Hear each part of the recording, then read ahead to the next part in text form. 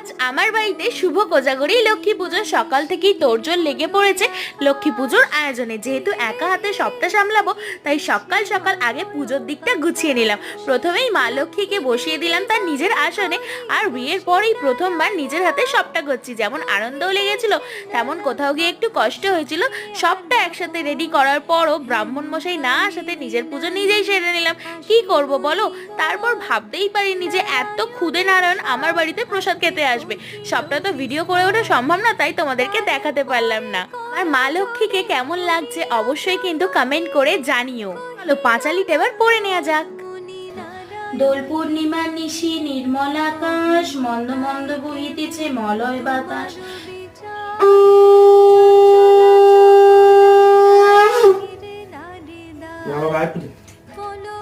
তোমাদের সাথে কথা বলতে বলতে আমার পুজো তো করা কমপ্লিট। ভিডিও কেমন লাগলো কমেন্ট করে জানিও।